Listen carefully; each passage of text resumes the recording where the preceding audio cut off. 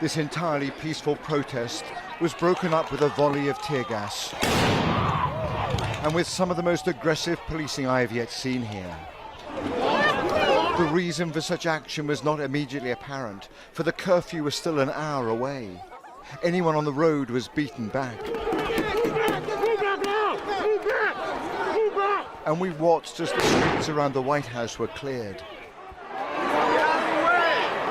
And then we understood why this had happened. The president wanted to be seen visiting this local church at the epicenter of the unrest. Don't you shoot that! Tell him don't shoot it! So the rally was dispersed by troops and police. Where's he going? And Donald Trump walked out of the White House. And in the single most bizarre appearance of his presidency, he stood outside the church holding a Bible. The boarded up windows behind him, sirens audible as the unrest continued around the corner. Stay Bible. What are your thoughts right now? White House. Thoughts right now?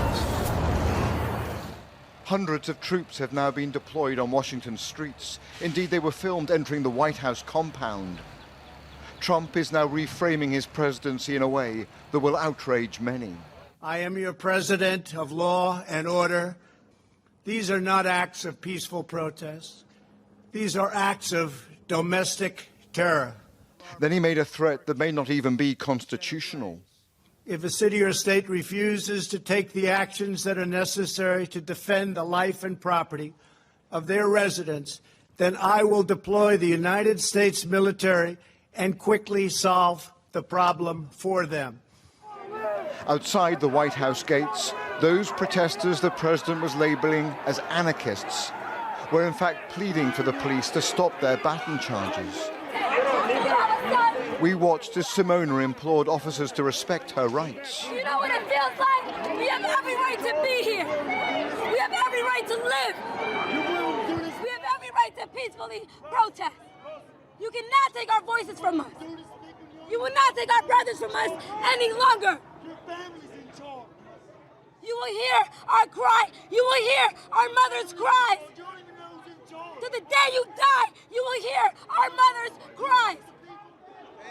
Okay, we're being moved on here, and to be honest, escalation was almost inevitable with this militarized style of policing. This is not about building a bridge to the African-American community. This is seen as an insult. That is certainly how 19-year-old Salem saw these tactics, telling me that her patience is running out. They wanted a revolution. They wanted a revolution. Just you wait. Just you wait, America. You think the days of peaceful protest are close to an end? This is peaceful. This is peaceful, and yet they still don't care. Peaceful protest or violent protest, they don't care. George Floyd! George Floyd! There seems almost no chance now that these protests will be quickly extinguished. And America appears today to be heading down a dark and dangerous road. Robert Moore, ITV News, Washington.